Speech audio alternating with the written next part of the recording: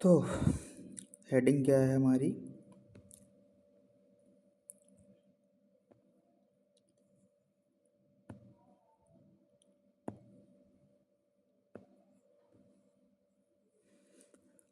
Heading हमारी RNA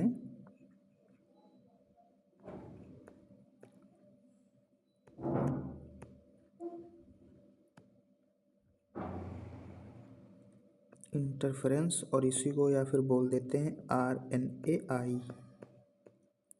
ठीक, तो ये RNA क्या कहते हैं, RNA इंटरफेरेंस जानने से पहले हम सबसे पहले क्या करते हैं, एक नॉर्मल किसी भी सेल में जो प्रोसेस हो रही होती है हमारी प्रोटीन सिंथेसिस की, ठीक है, वो देखते हैं। तो सेल में क्या है, तुम्हारा DNA है, ठीक है।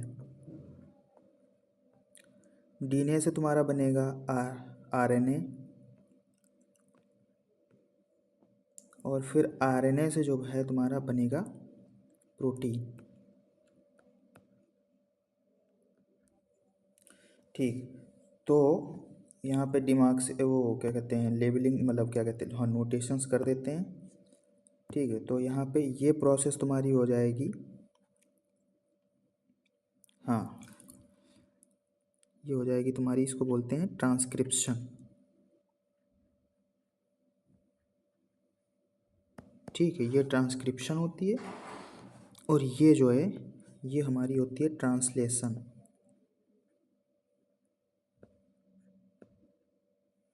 ठीक, तो देख लेते हैं, जैसे हमारे पास कोई एक DNA है, मान लीजिए कोई DNA का सीक्वेंस है, ये रहा, ठीक है। तो इसका जो है, इसका हुआ ट्रांसक्रिप्शन,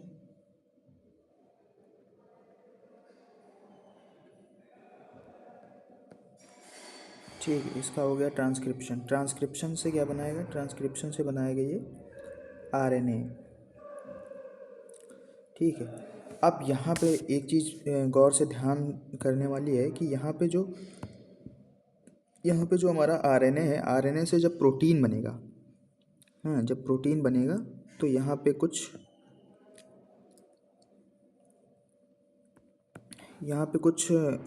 प्रोटीन्स जो होती हैं वो आके बाइंड होती हैं, ठीक है, जिनको बोलते हैं राइबोसोम्स। ठीक, तो ये फिर ये वाली जो प्रोटीन्स है हमारी, ये इनको क्या बोलेंगे,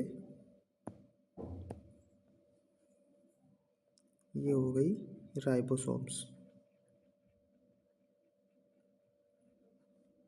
ठीक है, तो राइबोसोम्स जो हैं वो हमारे बेसिकली क्या होता है, ट्रांसलेशन के लिए एसेंशियल है। ठीक है, अगर राइबोसोम नहीं होगा तो फिर हमारा ट्रांसलेशन नहीं हो पाएगा, ट्रांसलेशन इन द सेंस कि हमारी प्रोटीन्स नहीं बन पाएंगी। ठीक है, तो अब ये जो है तुम्हारा, अब ये प्रोटीन्स बना लेगा, प्रोटीन्स, या फिर वो बोल देते हैं हम कि ये एमिनो एसिड्स बनाएगा। एमिनो एसिड्स एक दूसरे को कंबाइन होकर जो है प्रोटीन बनाती हैं। मान लीजिए कोई प्रोटीन का ये स्ट्रक्चर है, ठीक है, जहाँ पे हमारे पास जो ये हैं ये एमिनो एसिड्स हैं, और एमिनो एसिड्स एक दूसरे से कंबाइन होते हैं हमारे पेप्टाइड बॉन्ड से। ठीक है, तो लेबलिंग कर देते हैं। तो ये जो हैं ये हो गए एमिनो एसिड्स, और जो ये है ये हो गया पेप्टाइड बॉन्ड।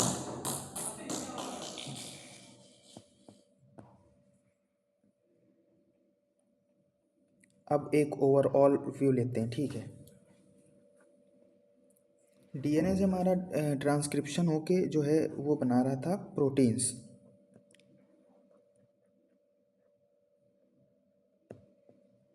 ठीक है, DNA से हमारा mRNA बना, ये RNA है, mRNA या RNA in a simple way, ठीक है, RNA है ये, ठीक, RNA है। अब मान लो कि अगर जो ये हैं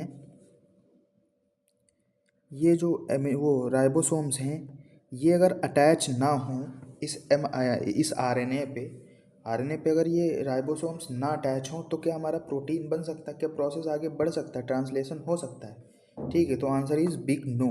ठीक है, तो अब क्या कंडीशंस हो सकती हैं जिसमें जो है ये तुम्हारा राइबोसोम्स हैं जो ना वो तुम्हारे आरएनए पे ना अटैच हों? ठीक है, तो सबसे बड़ी और मेन जो कंडीशन रीजन हो सकता है, जो सबसे खास होता है, ठीक, वो है हमारा ये जो तुम्हारा आरएनए है, ये एक सॉरी एक्चुअली ये सिंगल स्टैंडर्ड होता है। ठीक, ये सिंगल स्टैंडर्ड होता है। अगर हम इसी को कन्वर्ट कर दें डबल स्ट्रैंड में, अरे सॉरी बॉन्ड हो गया, डबल लिखना था। ठीक है, तो अगर इसी को हम क्या कर देते हैं, डबल स्ट्रैंड में कन्वर्ट कर देते हैं, ठीक है, तो हमारी जो बॉन्डिंग है, मतलब जो क्या कहते हैं राइबोसोम है, वो अटैच नहीं हो पाएंगी।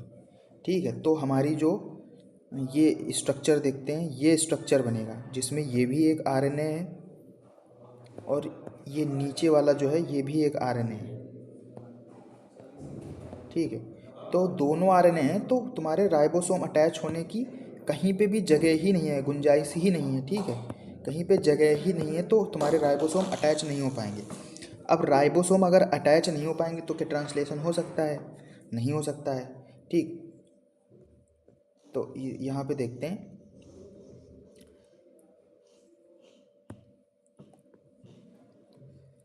तुम्हारा ट्रांसक्रिप्शन हो जाएगा, लेकिन यहाँ पे आरएनए, यहाँ पे जो तुम्हारा है, यहाँ इस स्टेप में तुम्हारी इंटरफेराई हो जाएगी, यानी कि आरएनए से तुम्हारे आरएनए में छेड़छाड़ हुई, यानी इंटरफेरेंस हुआ।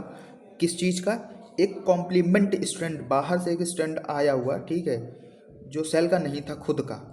भाई अगर सेल का खुद का होगा तो वो क्यों ही ऐसा आरएनए बनाएगा? ठीक है, मतलब नॉर्मल सी बात है। अगर सेल के पास वैसा ही कॉम्प्लीमेंट स्ट्रैंड है, जो भी इस वाले जो ये वाला आरएनए है, अगर इसका कॉम्प्लीमेंट स्ट्रैंड है तो सेल क्यों ही बनाएगा ऐसा? तो क्या करता है कि बाहर से हमको वो डालना पड़ता है। ठीक, तो बाहर से हम डालेंगे और ये आके क्या करेगा, ये आके इसको जो है इस वाले को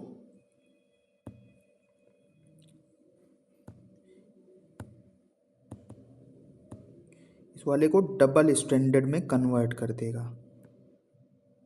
ठीक है, डबल स्टैंडर्ड, यार आ नहीं रहा है यहाँ पे इतनी जगह में, क्या कर देगा, इसको डबल स्टैंडर्ड आरएनए में कन्वर्ट कर देगा। ठीक है, ये हमारा डबल स्टैंडर्ड आरएनए है। तो ये हमारा डबल स्टैंडर्ड आरएनए है। अच्छा, अब डबल स्टैंडर्ड हो गया तो राइबोसोम, वही यार फिर से नॉर्मल सी बात वही दोहरा रहे हैं। अब तुम्हारी राइबोसोम्स जो हैं, राइबोसोम्स अटैच नहीं हो पाएंगी तो तुम्हारी ट्रांसलेशन प्रोसेस जो है वो ख़त्म, यानी ट्रांसलेशन नहीं हो पाएगी। अब अगर ट्रांसलेशन नहीं हो पाएगी तो प्रोटीन नहीं बन पाएगी, और प्रोटीन सबसे ज़्यादा एसेंशियल है तुम्हारे लाइफ सपोर्ट के लिए। ठीक, तो अगर प्रोटीन नहीं बन पाएगी तो फिर वही बात हो गई कि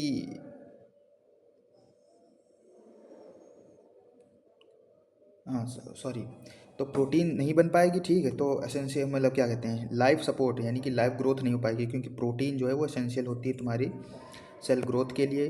और कई सारी वो तो सुने हो खैर कि प्रोटीन कितनी ज़्यादा ज़रूरत होती है। ठीक, तो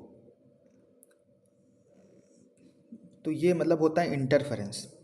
तो आरएनए की वजह से जो है इंटरफेरेंस। अच्छा, ये मतलब हुआ कैसे, देखते हैं कि हम जो बाहर से डाल रहे थे, वो बाहर से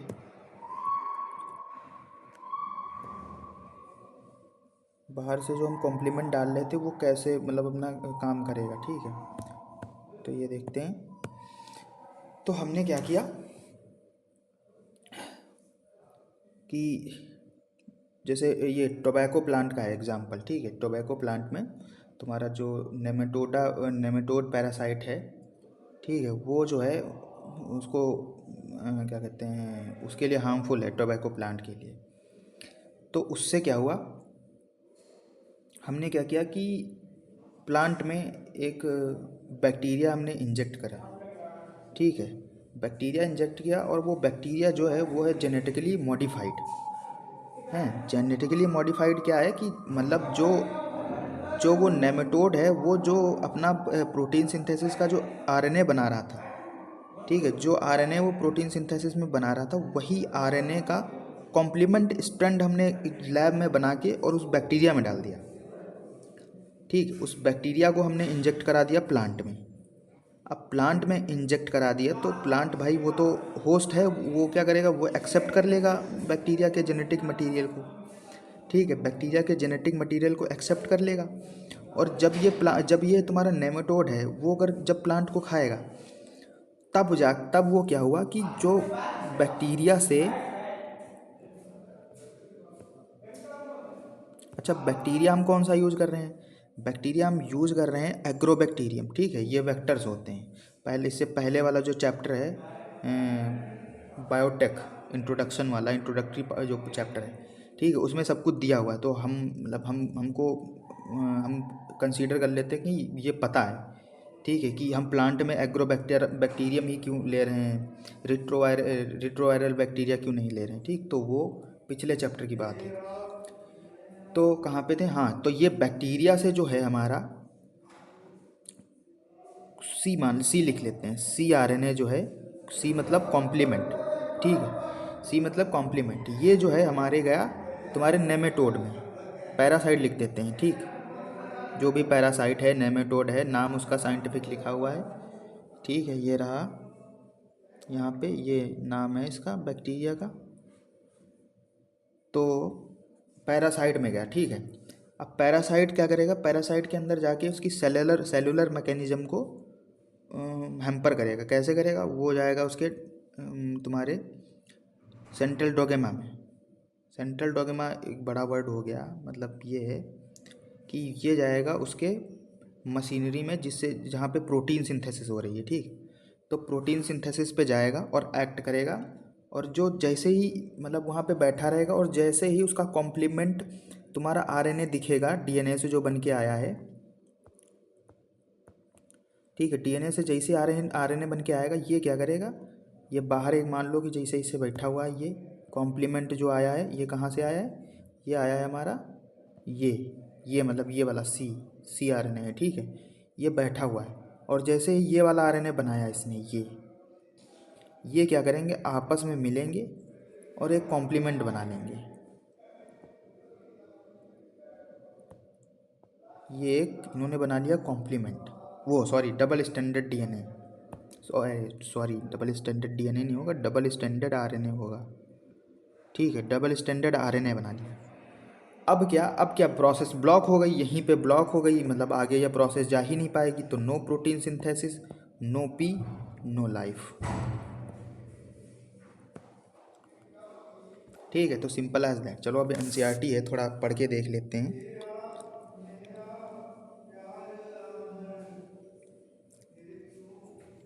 तो एनसीईआरटी में क्या लिखा है कि सेवरल नेमेटोड पैरासाइट, पहली बात तो नेमेटोड पैरासाइट हैं, a wide variety of plant parasitise wide variety of plant and animal including human beings in a sense कि जैसे तुम्हारा राउंड वॉर्म है, ठीक है, वो ह्यूमन की इंटेस्टाइन में रहता है, ठीक है। तो ऐसे वो जो है ह्यूमन को हैम्पर करता है, उसको नुकसान पहुंचाता है, ठीक है। फिर ये तुम्हारा साइंटिफिक नेम हो गया माइलोडिजाइन इग्नोसिया, और ये इन्फेक्ट करता है तुम्हारे रूट प्लांट की टोबैको को, ठीक। कॉज रिडक्शन इन ईल्ड, ठीक। अब बेसिकली मतलब बेसिक सी बात है कि अगर प्लांट का कोई भी पार्ट है, अगर वो पार्ट क्या मतलब रूट है, रूट जो है इंपॉर्टेंट पार्ट होता है प्लांट का, तो जैसे अगर वहाँ पे कुछ दिक्कत आती है, वहाँ पे इन्फेक्शन होता है, तो ऑब्वियसली जो तुम्हारी ईल्ड होगी, जो पैदावार होगी वो कम हो जाएगी, ठीक है। तो उसको इसको मतलब क्या कहते हैं, इस इन्फेक्शन को रोकने के लिए हमने एक एक नोबेल स्ट्रेटजी जो है बनाई, वो इन्वेंट की, जिसका नाम रखा हमने RNAi। ठीक है, RNA इंटरफेरेंस। ठीक, ये क्या करता है, ये जितने भी यूकैरियोटिक ऑर्गेनिजम्स हैं, यूकैरियोटिक ऑर्गेनिजम्स में है, ये सेलुलर डिफेंस में आता है। सेलुलर डिफेंस कैसे, कि देखो यहाँ पे क्या हो रहा है कि सेल मतलब हर एक इंडिविजुअली सेल में तुम्हारी प्रोटीन सिंथेसिस की प्रोसेस चल रही होती है, तो वहाँ पे जाके एक्ट कर रहा है, समझ रहे हो, मतलब सेल के अंदर जाके एक्ट कर रहा है, वहाँ पे जो प्रोसेस को है वहाँ ब्लॉक कर रहा है, तो वहाँ से ये बचा रहा है, इसलिए सेलुलर डिफेंस वहाँ पे, वहाँ से अपने डिफेंस मैकेनिज्म को जो है दिखा रहा है, तो ऐसे हो गया तुम्हारा सेलुलर डिफेंस। तो इस मेथड में होता क्या है, इस मेथड में तुम्हारा कॉम्प्लीमेंट्री DS मतलब डबल स्टैंडर्ड RNA जो है वो मतलब बनता है और प्रिवेंट करता है ट्रांसलेशन ऑफ mRNA। ठीक है, जिसको mRNA साइलेंसिंग बोल देते हैं। ठीक, तो ये है हमारे mRNA साइलेंसिंग कि यहाँ पे एक ये स्टैंड आया, एक, अरे सॉरी यार, ठीक है, एक ये स्टैंड आया और